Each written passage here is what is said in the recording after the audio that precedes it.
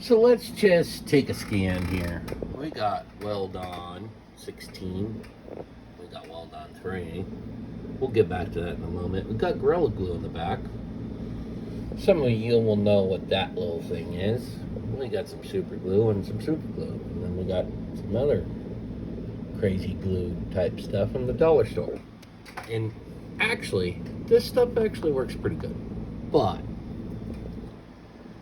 I watch a lot of people, a lot of big YouTube channels. I have for years, just because I love this, and I love anybody that's creating anything. You shout out to Frankly Built. Really like what he does.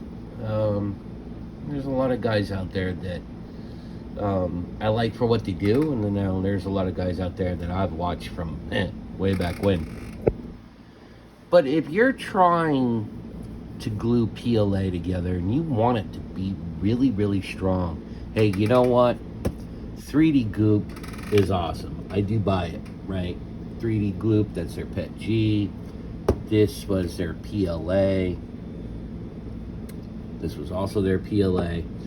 But I'm sorry. For the price of this, I could buy this. And for two of these, I can buy this. And this is like water.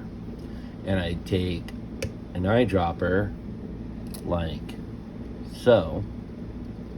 Scoop it out of there, put it in this one. Because what's nice about the 3D Gloop is they actually have a seal on this. Because this will evaporate. But water, gel. This chemically welds, just like 3D Gloop. These two chemically weld PLA together, and a little goes a long way. So to me, you get a bigger bang for your buck.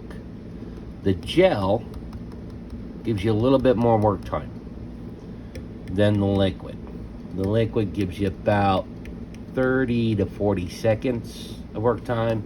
This will give you a little bit longer than that. They both have a purpose. But it kind of baffles me that people are still stuck with super glue, and maybe it's because of the fact that a lot of stuff I make, I don't want it to break. I don't. I don't need a customer coming back to me and saying, hey, my son accidentally dropped this and it shattered in 5 pieces. You accidentally drop something that's been used with this, it's gonna bounce and you're gonna pick it back up and walk away. And actually in my Etsy videos for some of my fidget toys, this is exactly what I use. And the videos I put on there, I throw it on the ground, I drop it on the ground to show how almost indestructible it is. And it really is. Like, 3D Gloop is good, not knocking on them, but they're a little overpriced. And I don't know why more creators, more makers, maybe they are using the Weld-On products.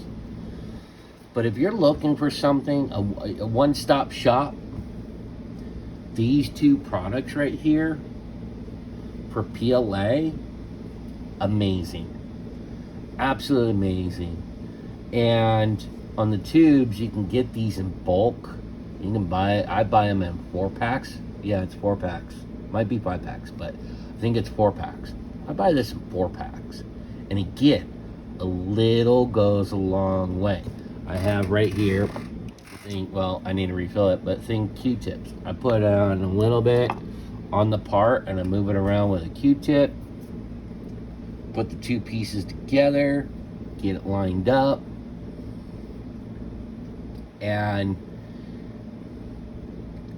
in like 5 minutes I can go to sanding and stuff. Yeah, you want to give it 24 hours, but within 5 minutes you can be sanding on it, you can be working on it. It's already adhered. Now 24 hours later, good luck breaking that apart. You might as well start over. So Just a little tip and trick. You really want a good adhesive or chemical weld, because that's what this is considered. Just like plexiglass, that's a lot of what this is used for, is making plexiglass boxes and plexiglass displays, that it's not gonna break at the weld, it's gonna break somewhere else. Try this out. Weld on 16, weld on 3. And no, they're not sponsored. It works.